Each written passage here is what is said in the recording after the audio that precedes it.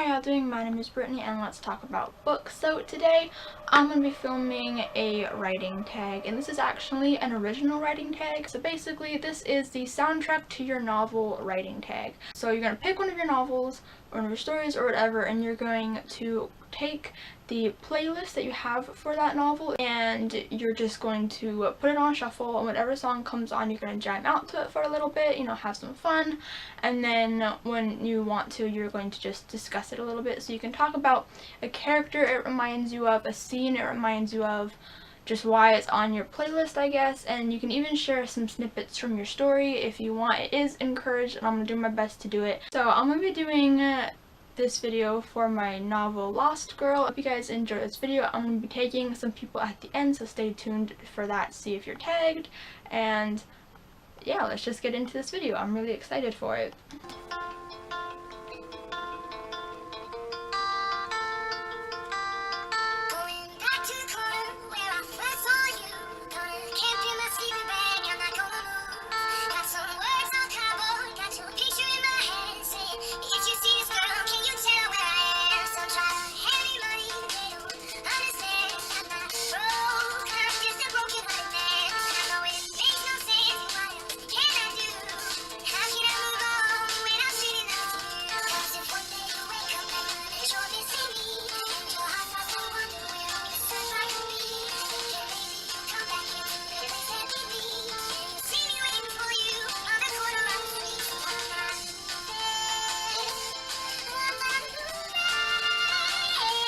That song is one of my absolute favorites on this playlist. It's amazing, and it actually, like, I was just trying to find new music and I just played it, and instead of relating it to my novel, it actually gave me an idea for a scene for the novel.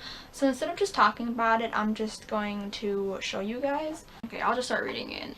I stood on the sidewalk across from the park, the place where everything changed for me and Spencer.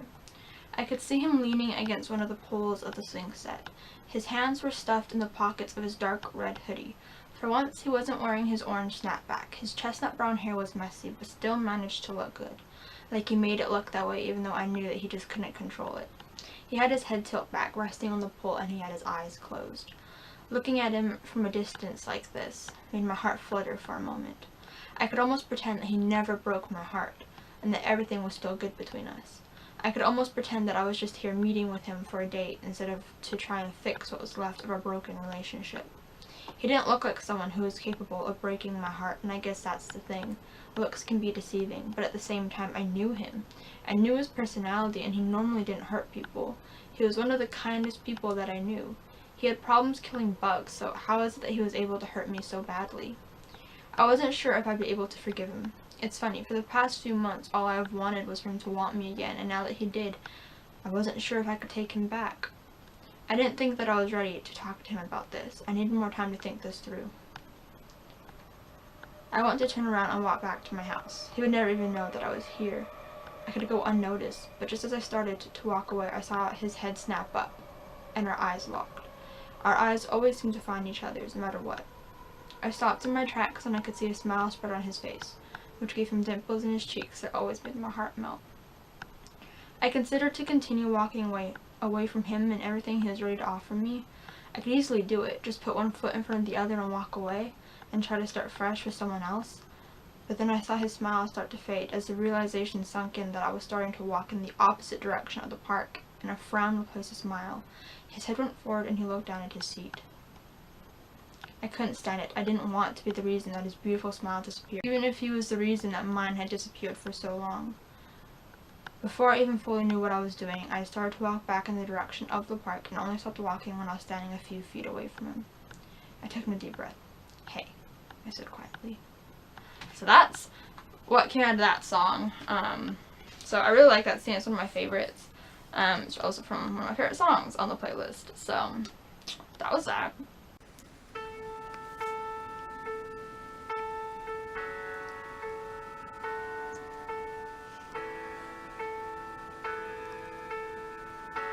Say something, I'm giving up on you. I'll be the one if you want me to.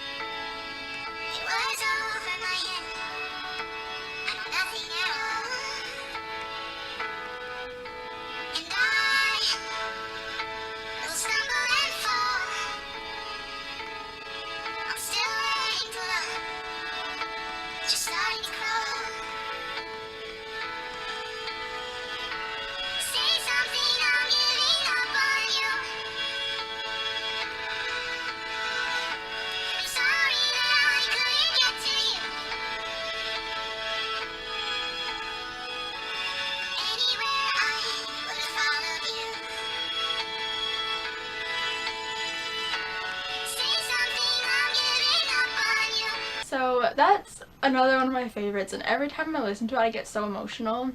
Not only because the song is really sad, but because the scene that I associate with this song is really sad.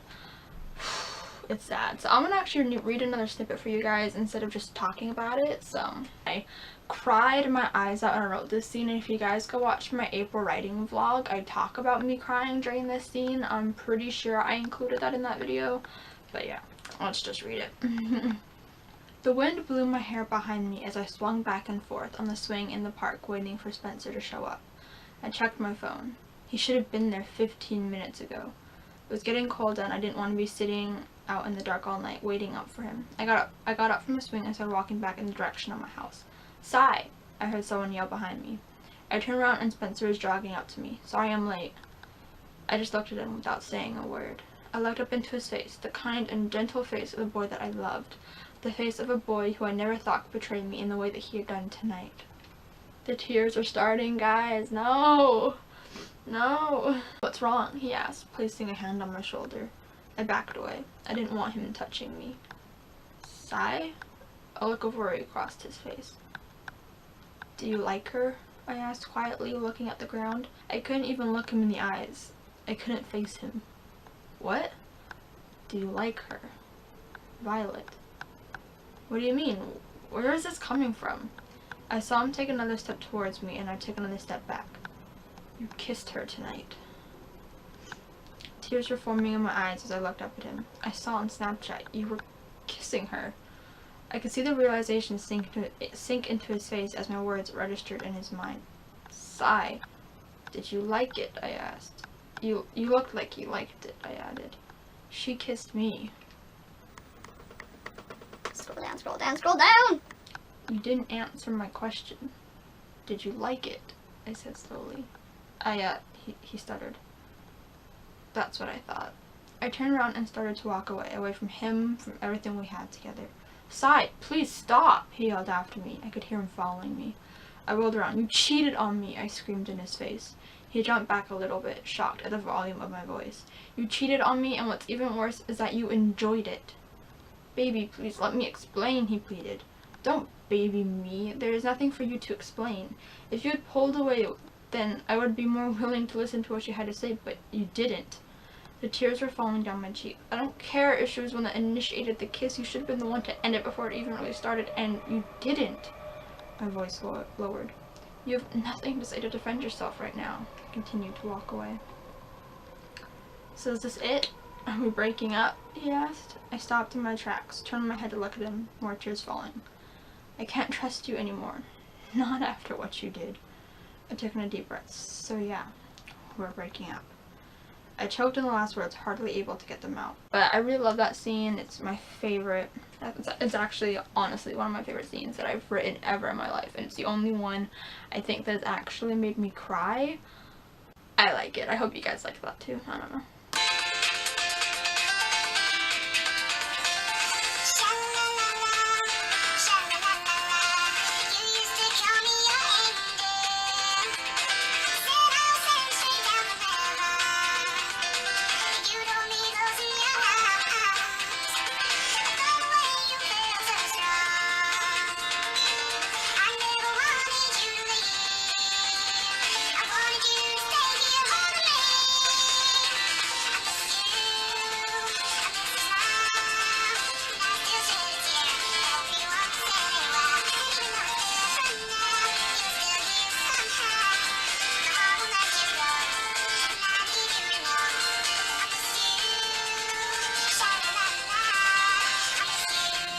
So that song, I'm not going to tell you too much about what it means for my novel because it's like a huge spoiler.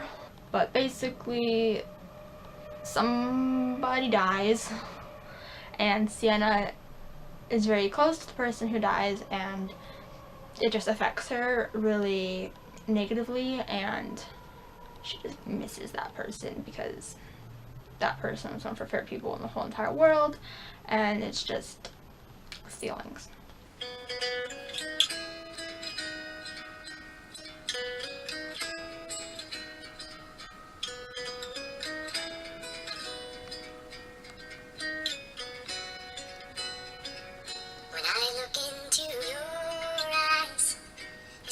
watching the night sky, or a beautiful sunrise. Oh, there's so much they hold. And just like them old stars, I see that you've come so far to be right where you are. How is your soul? Well, I won't give up on us, even if the skies get rough. I'm giving you all my love. I'm still looking up. And when you're needing your space to do some navigating, I'll be here patiently waiting to see what you find. See them, the stars, they burn. Some even fall to the earth. We got a lot to learn. God knows we're worth it. No, I won't give up. So that song is basically Spencer's point of view of the breakup scene and kind of just his perspective and his feelings toward the whole breakup. So basically, Say Something, I'm Giving Up on You, and I Won't Give Up are the polar opposites. Say Something is Sienna's song, and I Won't Give Up is Spencer's song. So I occasionally write in Spencer's point of view. I'm not really sure if I'm going to end up keeping his point of view, but just occasionally I will get a spurge of inspiration to write from his point of view, and this is one of those times. I'm going to read you guys that scene. I watched her walk away, run away actually, from me and from what I had done to her. I didn't even know why I did it. I wasn't the type of person to cheat on my girlfriend. It just kind of happened, and I was a little tipsy and caught up in the moment, and I just didn't stop it. Why didn't I stop it? I love Sienna. She was my best friend and my girlfriend, and now she was neither. She probably hated my guts after what I did to her, and I didn't blame her because I hated myself too. I always said, even before we started dating, that if anyone were to ever hurt her, I would make sure they paid for it. I just never thought that I would be the one that ended up hurting her. I tried to think of something that I could say that could convince her to forgive me, but I couldn't. I tried to muster up the courage to go after her, but I couldn't. And she disappeared around the corner, and I felt like I would never see her again, although I knew very well that I would see her in a few days at school. I just knew that when I did see her again, everything would be different between us because I had ruined it. I didn't even fight for her. I just let her walk away. I could have put up more of a fight and demand that she listen to what I had to say, but at the same time, I knew that I didn't deserve for her to listen to me because there was nothing that I could say that would justify what I did. That's all I'm gonna read you guys from that. So that song doesn't perfectly go with that, of what I just read you, but I still associate it with that for some reason. I don't know.